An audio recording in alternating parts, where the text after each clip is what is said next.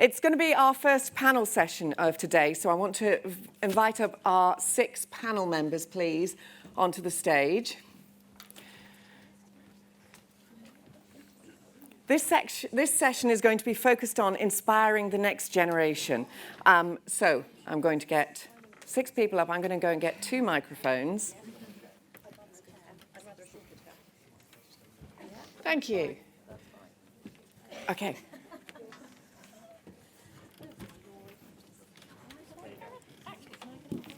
So as I said, we're looking for people with first-hand experience in encouraging young women to join the bus coach and community transport industries, to look to these fields for their career. Now, I'm going to put up a QR code after you've introduced yourselves, and you're not going to be able to see it because you're sitting in front of it. I'm going to start with you, Laura. Can you introduce yourself, give us a little bit of who you are and why you're relevant to telling us how we inspire the next generation? Okay, so I'm Laura Hadzik. My day job is I'm a solicitor advising coach and bus operators on regulatory compliance, and I'm also a director of Women in Bus and Coach. Why am I on this panel to inspire the next generation? Well, I think my day job involves me going out and speaking with operators across the sector, and I'm often speaking to the senior decision makers within those businesses. So I've got a key opportunity there to talk to them about how they deal with diversity within their businesses. And also, I regularly speak at industry events. So again, I can use my platform there to hopefully show people that there is a role for women within the sector.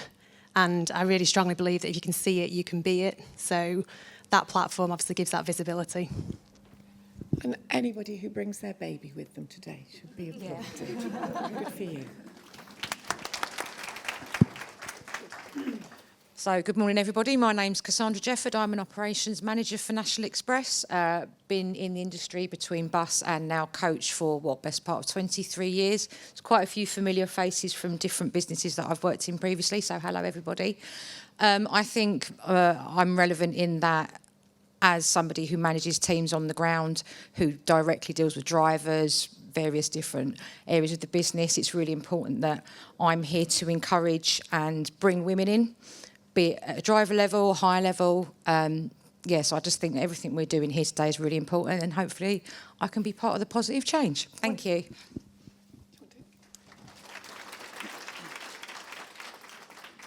Hi everyone, my name's Dr. Sarah Shaw. I'm from the University of Hull.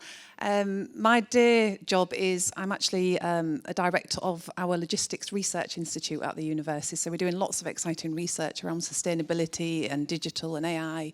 But actually, why am I here? My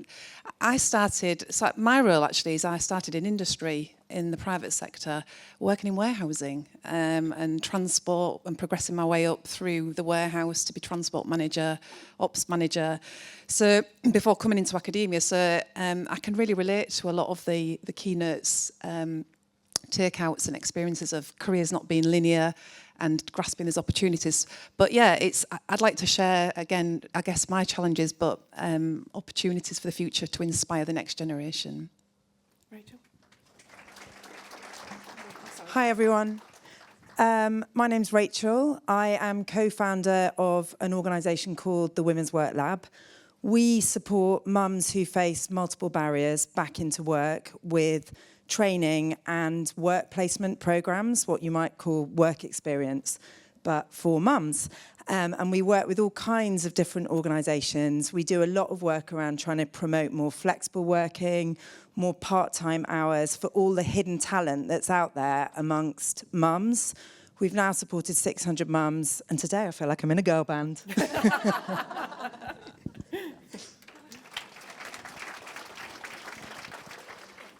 Hi all, my name's Leora Wilson. I work at Mott MacDonald. I do transport for sports and major events. I joined the business as an apprentice in 2021. Definitely the best decision I've ever made of my life. Now I want to inspire the next generation of apprentices. So along with my actual job, I do a bit of work with the Department for Education, co-chairing their Apprenticeship Ambassador Network for London, where I also sit on the national leadership team, championing and inspiring our future apprentices. I guess my actual link into transport, as I said, work in the sector. My very first first project was the Birmingham Commonwealth Games, so very much an awe that Anne Shaw is here, someone that I definitely look up to. But beyond that, I've been the Director of Transport for international sporting events for the last 2 consecutive summers. Also had a chance to work at Wimbledon this summer, so met lots of tennis players, which was very exciting. And most recently had a 6-month secondment with the Coach Travel Group, which was so much fun.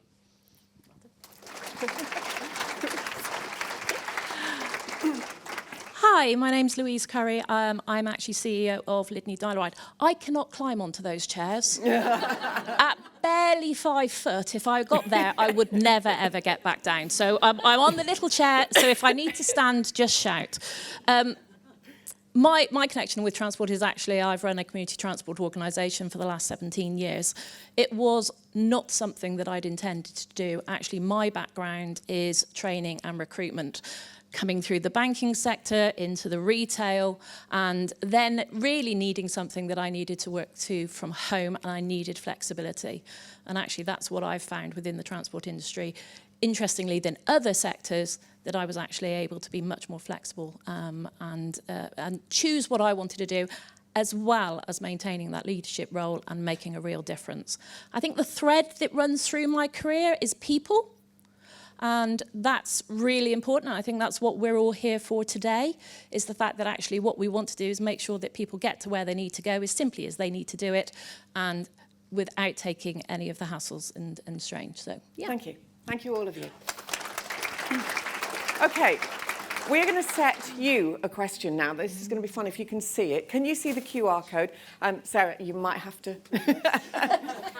So you're going to be asked to answer this question. Did you consider the bus, coach and community transport industry as a career option when you were younger?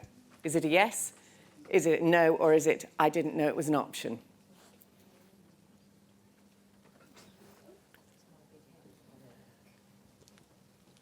I love it when they all change, don't they? It's like, oh, what's happening? There's a fairly clear winner right now. Fairly clear winner. Have we stopped? No, we haven't quite stopped. But I think it's going to sit much around that area, isn't it? So currently, 69% said no. And 16% said, I didn't know it was, 17% said, I didn't know it was an option, but 14% said yes. Okay, so 70% no. So our first question to our panel, I'm going to go back to you, Louise, for a start, purely because you've got a microphone. Okay. What is stopping young women from entering the industry in your experience? I think actually it's this, that we're not very good at promoting it, to be perfectly honest, and we're not very good at actually telling them everything that you can be involved in. When you think of transport, you're thinking of probably something quite slightly grubby and, you know, getting your hands dirty and everything else. And actually, that's a tiny part of it. And we've got the great engineers and we've got the great technical teams, but we need the salespeople, we need the marketing, and that's what we need to do. So we're quite rubbish, really, at actually getting that out. And I think we allow other industries to take that voice away from us, really. So from my point of view, I think certainly from a community transport view, is that we've got to say, we can be a career for you, you can see progression, and this is that you can make a big difference.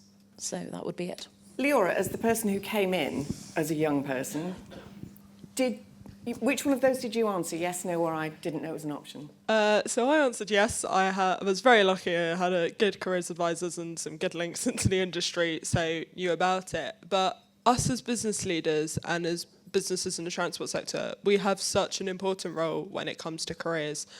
I'm not sure how many of you are aware of this.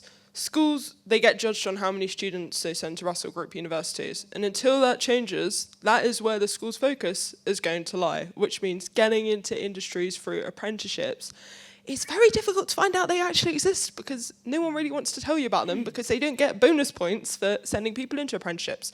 So this is where we have to come in and we have to continue to spread the message as to how amazing apprenticeships can be and make sure the message is getting through to young people of all backgrounds, and not just young people, because apprenticeships don't need to be for us, but for our next generation of leaders to make sure that message is getting through.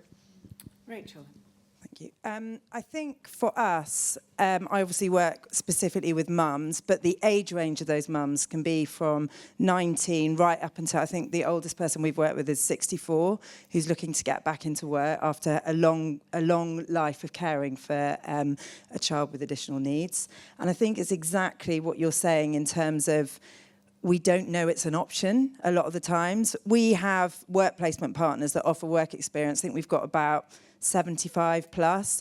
I don't think we've got anyone in transport at the moment, and obviously that's something we'd like to change because we know that it can be a really fantastic career, particularly when you think you could start, maybe you can work in community transport, there's volunteering opportunities. So it's that thing about making sure that it's known as an option and that it's something that you can do, because it's all about, no, you don't have to go to work and not have a family. It's about being able to go to work and be there for your family, and I do think there is a real option of that within your industry. Yeah, I agree. I think, and it goes back to us not promoting, I think, as well. We don't promote enough. And I think one of the things that's missing, particularly from bus and coach and logistics more broadly, is that the career is so diverse and so dynamic. It isn't just about, being a driver. It's much broader than that. And when we speak to a lot of people at this conference today, everybody's doing different roles or had different entry levels.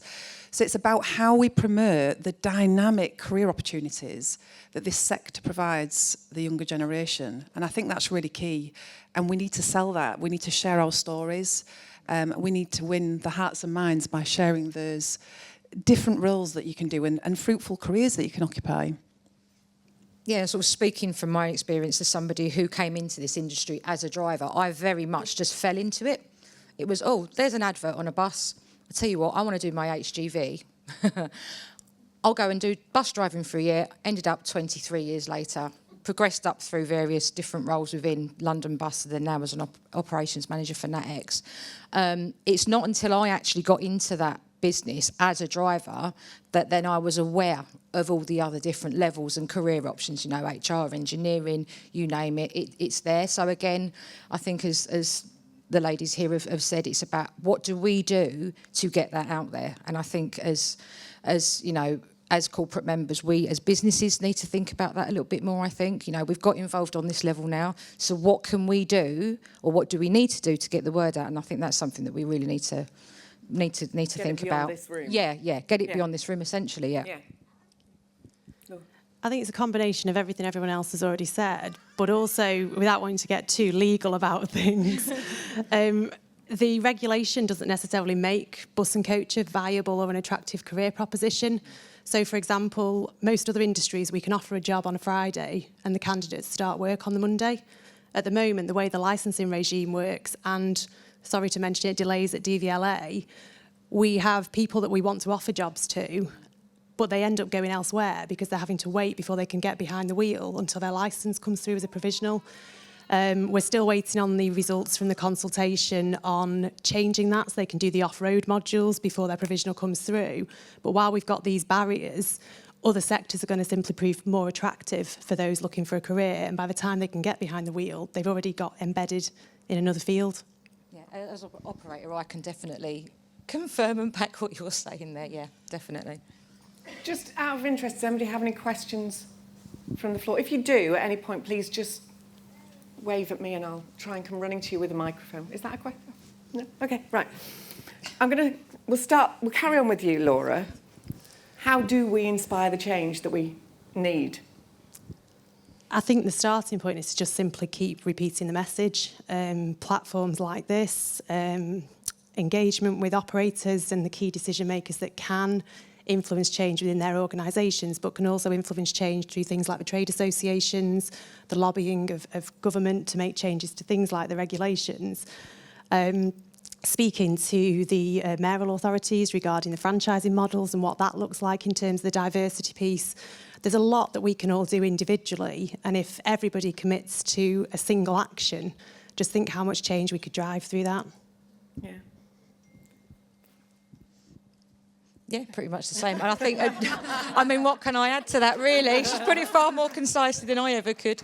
And I think, and just keep having those conversations. I think there are certain tools as well. I know it sounds a bit, everybody on it, but we need to get more use the tools more, like social media, things like that. We need to also, that will help spread the word, get into the younger generations as well, sort of show them that this is actually a really viable industry to get into. It's not necessarily the stereotype that you might have in your head.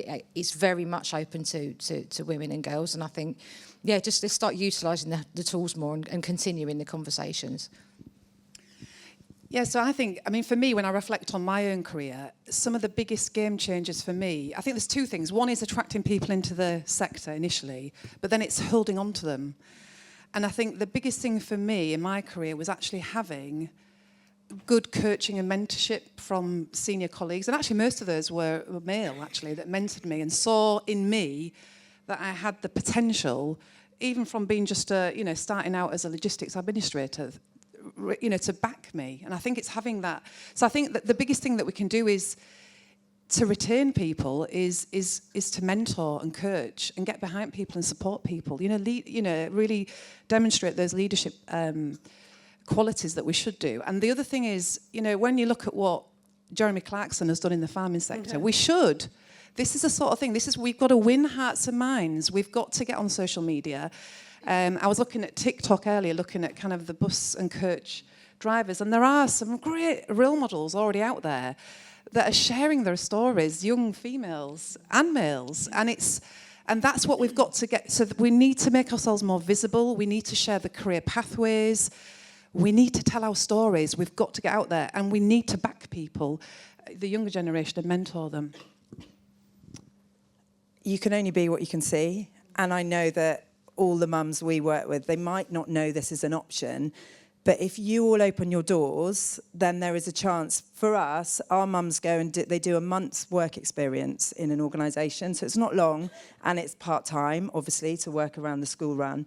The other big thing that's really helped with other organisations we work with is the understanding that if you're coming back into work after having kids, and understanding that you don't necessarily need part-time hours forever, but it's like that runway. I probably shouldn't say runway because we're in bus and coach, but anyway.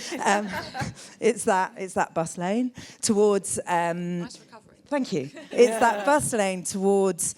At the beginning, you might just be able to work 12 hours, 15 hours a week, but over time, you want to increase those hours. And if you're in a supportive industry, then you will have that talent, and you have to nurture that talent and keep that talent so that they will stay for longer.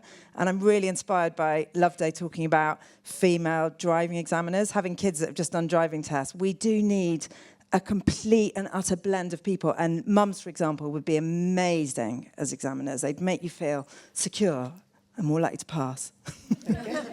You two can speak. Yeah. Leora, you've come across as having an absolute passion for your job. So what's your take on how we inspire the change and how we get people to be as excited about it as you are? Well, I guess my big thing, which I started when I started work, was I tried to say hello to someone new every day. At first, I was always looking up. I was like, oh, I want to go meet the CEO, which I've done now.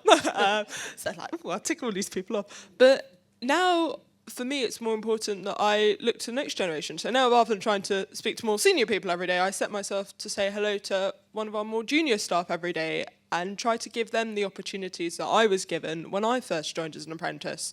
So that was like my first thing I have to say. And then everyone's talked about social media. Social media, as we know, causes some challenges, but it also is really helpful in things like this. The people that work in our businesses, they are our assets in getting the message out there about these careers. I know from the work I've done with the DFE and the Apprenticeship Ambassador Network, the big thing at the moment is day in the life videos. Your employees doing their day in the life. What do they get up to in a day? Make it exciting. All the things that you probably wouldn't think would happen in that sort of role. That's the thing that's on trend right now. So if you haven't already had day in the life videos, you need those. I also enjoyed the video that we showed earlier, the highlights. My cousin did the internship with Women in Bus and Coach this summer and thoroughly enjoyed it. So more things like that, actually showcasing what's it like to be part of the team on a platform the young people will find. It's quite lovely to have a young person's perspective because, how many of us are on TikTok? Yeah. Definitely not. There you go, you No, see? definitely not. Yeah. I'm not on TikTok. Obviously, I'm coming from a community transport volunteering sector, and that comes with its own challenges because obviously they think that it's all jam in Jerusalem, and we're really not. We're not. And the couple of things that I really agree with you on the fact is that this year we brought in a university intern, and it was a paid position, so they got the value from that. But actually what we found was that they were giving us advice and everything else. And I think if we can all do that and all engage at that younger age group and just show what they're there. And I'm really lucky. In fact, my entire team, my management team, my financial officer, my transport manager, both female. So we've developed and we've engulfed this organisation, and we've made it ours, and we realise that sometimes life does get in the way, and we can protect each other for that, and we can step in when we need to, and we can step out when we need to. But also it's about showing that actually the value that they bring. So I think it's definitely, let's shout about it. Let's make sure that we're giving viable career options, and also that we're actually engaging across all the levels.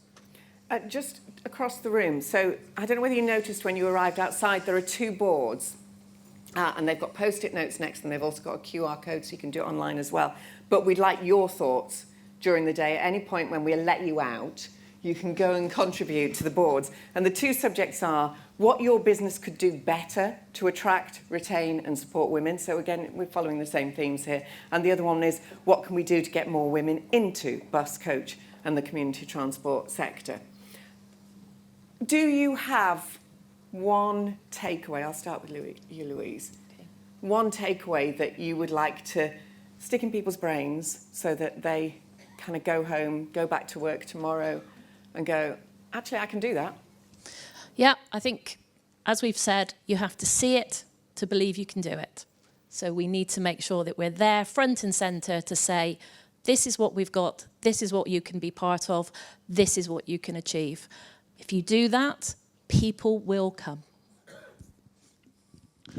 How many people know when National Apprenticeship Week is each year? Does anyone put your hand up if you know what month National Apprenticeship Week is in? Not many. God. Oh dear, that's heartbreaking. National Apprenticeship Week is in February each year. Are you thinking about what you're going to do for that already? How are you going to get in there when schools aren't spreading the message? So I guess my one action I'd like everyone to take away in here is think about what your business can do to be ready for that and to spread the message. Open up your doors, offer more work experience opportunities for young people, but also for older women. And the other thing is, if you're getting the same people coming forward for jobs, think about where you're advertising your roles. We do a lot of work, for example, in schools, because obviously we've got, you know, the kids at the schools and their mums and those kind of community places. If you're in those community places, it's much more likely that you're going to get those people that will then come forward, because if you don't know those jobs exist, you're not going to put yourself forward for them. I completely agree. A big message is I think we need to get into schools and colleges and raise awareness. But for me, my takeout is use your voice to inspire, share your story, create the brand for this sector and for yourself. Because that's how you will illuminate and shine a spotlight on this bus and coach sector and the career pathways. Yeah, and I think sort of off the back of that, be the inspiration yourself. Look at where you are. Various different areas of businesses, different roles you have. You go out and be the inspiration yourself and say, look, I've achieved this, so can you. It takes a lot of confidence, doesn't it, to stand up there and put yourself, do a day in the life in social media. Yeah, I'm sat here. This is completely unnatural for me, so I'm trying to put myself out there a bit to help push this message out. It is about pushing yourself out of your comfort zone for a lot of us. I think I've got 2, sorry. First is whatever level you sit at, whatever your role, use your platform to spread the message, to inspire others and to promote those women that are already doing well within your organisations. And secondly, call out behaviours that undermine that. That's a really, really powerful position for people to take, male or female. We can't achieve what we're seeking to achieve if we've got other people within organisations undermining that mission. So do call it out. Does anybody have any... Oh, right. Can I take one of those microphones? And we'll go running around the room like this bit. Can you pass that microphone along? Thank you. Do you want to stand up? Hello Introduce there. yourself. It's more of a kind of call to action for everybody in the room. I work alongside some very creative people on the Communications and Engagement Committee. And at Women in Bus and Coach, we have a feature that we use called Spotlight On. And it's about people telling their journey and how they've ended up in the industry. And I'd like to invite every single person in this room to take part in that feature. We like to keep a bank that we can use.